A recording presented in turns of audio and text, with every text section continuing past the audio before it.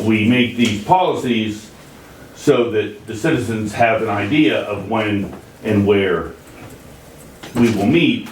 However, if something necessitates a change, Like a cover-up.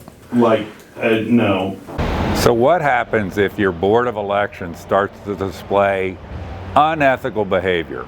Lying, not following their own policies, hiding information. You know what it tells you? You can't trust them. And if there's any part of our government that's important to be able to trust, it's a Board of Elections. I came here today on September 10th to the Clermont County Board of Elections to talk about them violating their own meeting policy, to talk about them hiding records and telling people that they have to spend $30,000 to get and be able to view election records, and to talk to them about Rick Grant, who clearly is not capable. He does not have his full faculties. He does not have adequate faculties to serve as a Board of Election member. You can watch the exchange here, including me talking, and then later Chris Dennison justifying that we don't follow our policies. We are joined by Mr. Hicks this morning, so that's a segue into public participation. Mr. Hicks, if you have anything you'd like to say, you have, as you know, 5 minutes. Okay, so I do have something I'd like to say, and I gave you all a handout here of a few things. I think that we all should agree that if a Board of Elections looks like it doesn't follow rules, that it acts in an unethical manner, and that if the council or the staff of the Board of Elections acts in an unethical manner, it undermines confidence in our elections. So at your last meeting that was over in the county building, you adopted, and it was in the meeting that I recorded and live streamed, that you adopted your annual adoption of your board meeting policy that was unchanged and just perfunctory. That's the way it was represented in your meeting. It was not unchanged and it was not perfunctory. And those of you who have been on the board for a while also know that there is no annual renewal. The board meeting policy, the software management policy, and the public records policy, simply signing them or adopting them yearly, there are no substantial changes to these policies, and they have been reviewed by council. These are all formerly existing or currently existing policies. Renewing. Okay, can I have a motion then to adopt for another year our existing board meeting, public records, and software management policy? So moved. Is there a second? A second. Mr. Grant seconds, Mr. Heller moved. Is there any other discussion? Hearing none, would you please call the roll? Mr. Clermont left. Mr. Grant. Yes. Mr. Heller. Yes. Mr. Lemon. Yes. What happened is that you had two meetings in a row that were not consistent with your adopted policy. What I put here in this handout, the first page, is your policy from 2021. I highlighted a section. Regular meetings of the Clermont County Board of Elections shall be held as determined by the board and shall be held at the main offices. Shall be held at the main offices. That's what it said in 2021. Okay, signed by the 4 members at the time, of which I think 3 are still members. Now let's flip to the next page, 2025. In your meeting, it was said this was not changed. It was just a routine readoption, which there is no routine readoption, but it radically changed. Highlighted part, regular meetings of the Clermont County Board of Elections shall be held at such times and places within Clermont County as may be necessary to accomplish the responsibilities of the board. Pretty radical change from shall be held at 76 South Riverside Drive to shall be held wherever you want to accomplish the meetings of the board. I think that Mr. Shrive, who most of you should know by now is not ethical, confused on your other meetings the special meeting section with the regular meeting section.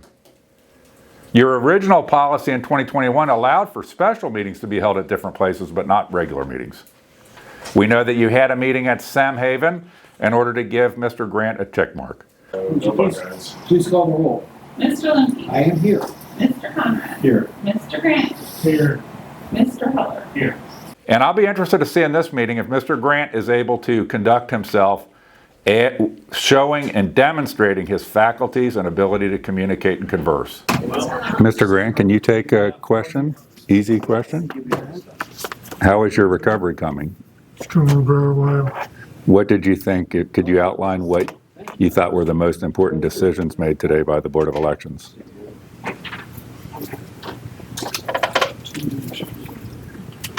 Can you outline what you think were the most important decisions made by the Board of Elections today?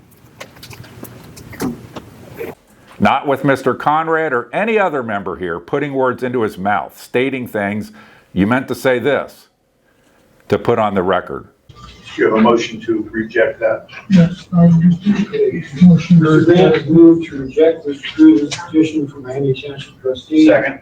Mr. Conrad seconds that motion. You good? Pending. to Pending SOS approval. the fact. Yes. Okay, so Mr. Grant has moved that we certify the Central Joint Fire EMS provided that SOS. SOS, yes. It is an affront to the citizens if we have a board member on the Board of Elections that is not able to interact, does not have their full capacity. The third thing, so Mr. Grant, I'll be looking to hear you interact in this meeting. I'd also like to be able to interview you briefly afterwards so you can give confidence to the voters that you're able to function. The third thing, and it's the second to last page, is just to hit on, how much time do I have left, Mr. Lemke? You have a minute and 45. I got plenty of time, good, thank you. So just so you're aware, somebody I have no idea who they were, Brian Shrive does things like claims that citizens have to pay for the cost of applying redaction to government records, which anybody that can read the code or read news stories knows that's not true. There's one exception, which is body cam video, but that was enacted by the legislature in a specific exception to allow for the charging of redaction in body cam videos. But somebody sent this in, I'd asked around when Mr. Shrive was denying records in other areas, and that somebody had requested 2020 records of elections, which is here. I have no idea who they are, Stupid Monkey 96. But you see that Mr. Shrive told them that they were going to have to spend $30,000 to get access to the records. $30,000, I got it. $30,000 to get access to the records. It's without any substantiation in the law. I had nothing to do with any of these kind of requests back in 2020, but I know some people who did. I went and asked them. They were not involved with this request. They're unaware of it. They also had done requests to 30 or 40 boards of elections and never had a board of elections tell them they had to pay some outrageous amount of money to get access to election records, $30,000.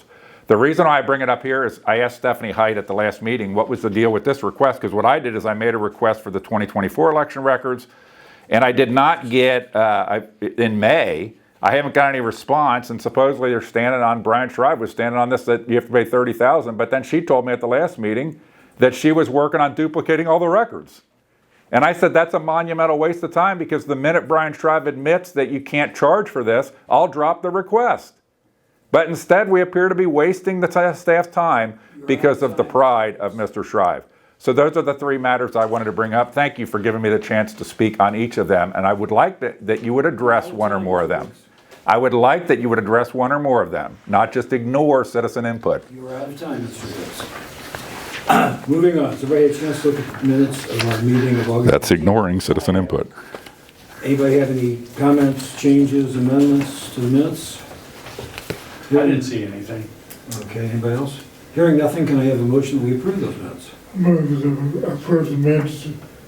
Mr. Grant moves to Second. approve, is there a second by Mr. Conrad? Any other discussion? Okay, anything else? I'd just like to clarify something from a previous. Sure. A organization has the ability to deviate from its internal policies. An organization's policies are not laws. They're important stipulations with policies. The policy has something to do with finances, money, or an actual law. Then of course those have to be followed. But for the Board of Elections or any other organization that has an important duty, I consider the Board of Elections is charged with a very important duty. What helps the citizens, the electors, the board is in the best interest of the board and the county that we use our discretion when changing the time and place. I'm addressing your question. The time and place of a meeting that's personally within the rights of an organization. It's not a law, and we make these policies so that the citizens have an idea of when and where we will meet. However, if something necessitates a change, Like a cover-up. like, no, we will post it, and any media source that requests our meeting agendas, we'll have that when every other board member gets it. And we will continue, and as far as yearly, we also have the discretion to do that. There are policies signed by people that no longer work here. It's good to have things current, and I don't see a yearly review as having a negative impact on anything. Okay, thank you, Chris. Anything else?